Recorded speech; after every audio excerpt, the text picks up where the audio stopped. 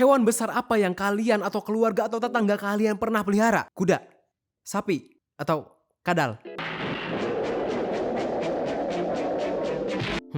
Kira-kira pernah nggak ya ada yang pelihara kudanil? Dan gimana kalau peliharanya nggak cuma satu atau dua, tapi ada nolnya alias 120 ekor yang sekarang ditakutkan akan mengancam lingkungan di Kolombia? Loh, bukan di Afrika? Bukan, karena kudanil-kudanil ini bukan kudanil dari alam liar seperti di Afrika yang jumlahnya sekitar ratusan ribu ekor di daerah yang luasnya setengah benua Afrika. Karena ratusan ekor kudanil ini ada di Kolombia yang menyebar dari kebun binatang milik Pablo Escobar. Siapa itu Pablo Escobar? Apakah dia seorang pencinta binatang? Mungkin bisa dibilang dia penyuka binatang karena orang yang sangat kaya raya yang sukses dengan karir dan hidupnya di bidang kriminal dan narkoba. Ini memutuskan untuk membangun kebun binatang miliknya di tahun 1970 karena keinginan dan mimpinya untuk mempunyai kebun binatang terbesar di dunia. Hah?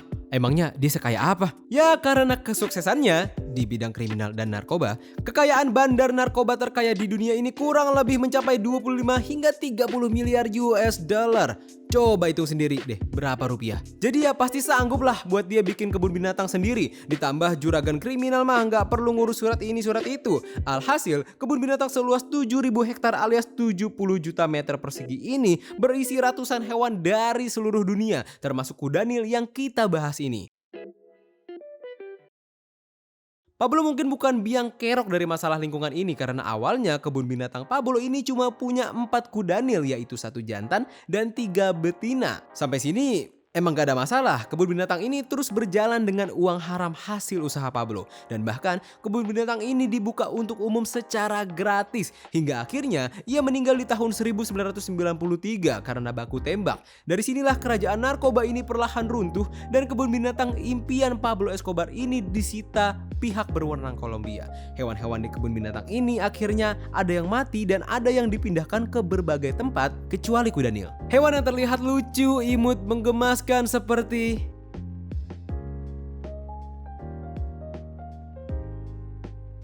ternyata adalah hewan yang berbahaya. Kudanil termasuk daftar hewan mematikan yang membunuh sekitar 500 orang per tahunnya. Mungkin kalian gak tahu, walaupun kelihatan pemalas karena berat badannya yang bisa mencapai 1,5 hingga 3 ton, kudanil ternyata bisa lari dengan sangat cepat dan mulutnya yang bisa terbuka lebar itu kuat banget. Hal inilah yang membuat pemerintah Kolombia gak memindahkan hewan ini saat menyita binatang milik Pablo setelah ia meninggal. Pihak berwenang saat itu bilang, susah mindahin kudanil, biarin aja lah dia bebas di sini, nanti juga dia mati sendiri. Sampai sini mungkin kasihan ya jadi kudanil karena teman-temannya udah dipindahin dan dikasih rumah baru di berbagai tempat.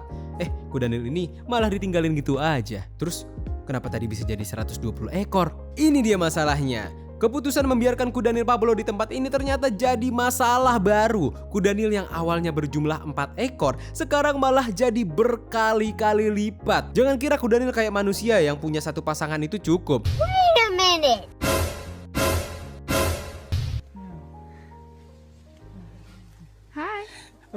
Satu kudanil jantan ternyata bisa berkembang biak dengan beberapa betina. Ditambah karena mereka hidup di sana nggak punya musuh seperti macan atau singa. Ya jadi nggak ada yang ganggu mereka. Kudanil adalah hewan omnivora, mereka bisa memakan tumbuhan ataupun ikan-ikan yang hidup di sana. Dan ya karena keempat kudanil pertama yang menjadi nenek moyang ratusan kudanil di Kolombia saat ini dipelihara oleh orang kaya, makanan mereka pun nggak sembarangan. Bahkan mereka diberikan wortel, roti, dan karena ini Kolombia bukan Afrika, jadi air melimpah di sini. Jadi ya mungkin mereka hidup dengan bahagia dan tumbuh sehat dan tentunya sangat siap untuk berkembang biak. Hal ini dibuktikan oleh studi yang membuktikan bahwa kudanil-kudanil di Kolombia berkembang biak di usianya yang lebih rendah dari seharusnya, yang menyebabkan kesempatan memiliki anak lebih banyak. Mereka memang hidup berbahagia, tapi ya ini dia akar masalahnya. Mereka harusnya bersyukur mendapat tempat hidup yang lebih baik ketimbang teman-temannya di Afrika.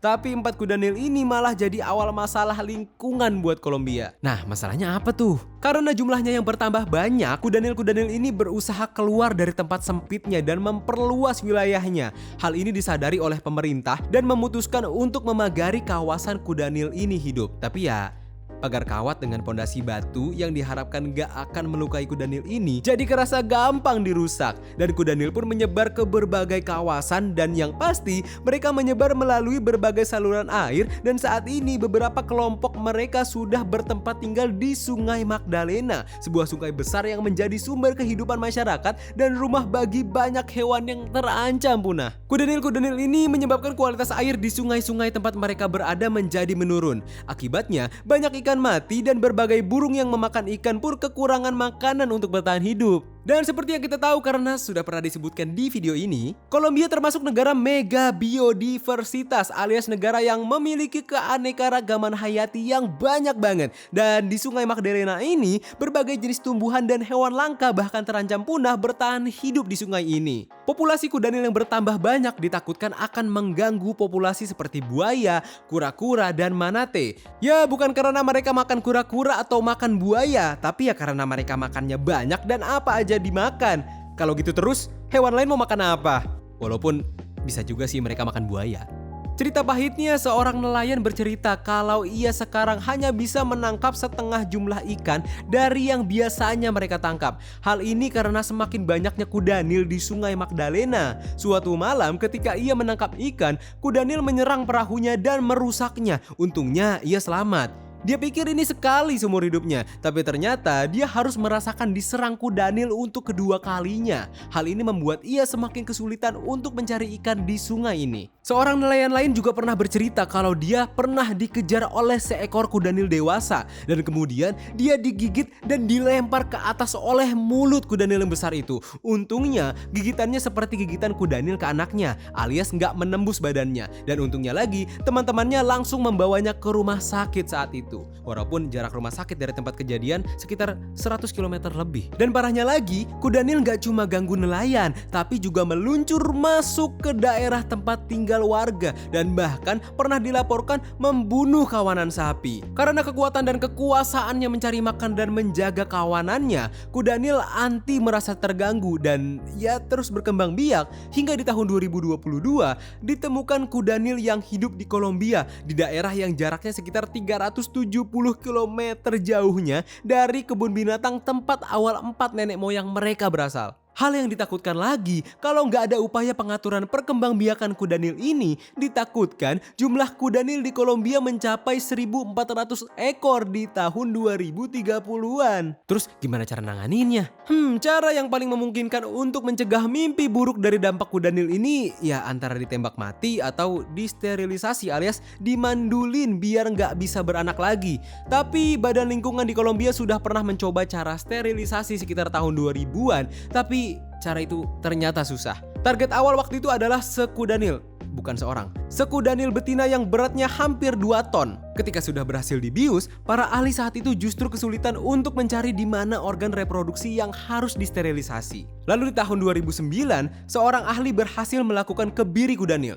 Tapi ternyata walaupun sudah dibius, kuda Nil masih bisa berontak dan hampir menjungkir balikan truk crane yang dipakai untuk mengangkat kuda Nil. Keberhasilan ini harus memakan biaya sekitar 50.000 US dollar dan sekarang sekitar 700 jutaan. Mending beli rumah atau sterilin kuda Nil nih. Biaya yang mahal dan cara yang sulit ini akhirnya bikin Kolombia pikir 2 kali buat pakai cara ini. Dan di tahun 2009 juga, pihak berwenang memilih cara untuk mengurangi jumlah kuda Nil dengan cara ditembak. Tapi tersebarnya foto ini membuat masyarakat marah. Cara ini ditentang oleh berbagai kalangan termasuk dari organisasi pemerhati hewan yang menuntut hak hidup hewan yang harus dilindungi. Hah? Kan berbahaya, kenapa malah dilindungi? Gak semua orang di Kolombia merasa kuda Nil ini mengancam negara mereka. Justru banyak orang di sana merasa diuntungkan dengan keberadaan kuda Nil asing di negara mereka ini. Bahkan, kuda Nil justru dianggap sebagai hewan negara Kolombia yang sebenarnya berawal dari peliharaannya Pablo Escobar. Beberapa ahli juga setuju dengan adanya kuda Nil di Kolombia ini karena alasan demi mencegah kepunahan kuda Nil. terutama para pemandu wisata yang mencintai kuda Nil yang dijuluki kuda Nil kokain ini karena keberadaan mereka mengundang wisatawan yang akhirnya meningkatkan perekonomian di sana. Mereka percaya kalau kuda Nil di sini berperilaku lebih baik dan berbeda dengan kuda Nil di Afrika. Berbagai kalangan sebetulnya mengkhawatirkan beberapa hal seperti keamanan masyarakat karena kuda Nil bukanlah hewan peliharaan yang ramah dengan manusia. Hal lainnya seperti kebijakan tata ruang di Kolombia karena luasnya tanah kebun binatang Pablo menyebabkan daerah yang sebenarnya tidak cocok untuk menjadi sebuah kebun binatang beralih fungsi menjadi kandang hewan dan salah satunya menjadi tempat hidup kuda Nil kokain ini. Pablo semasa hidup dengan kuda Nil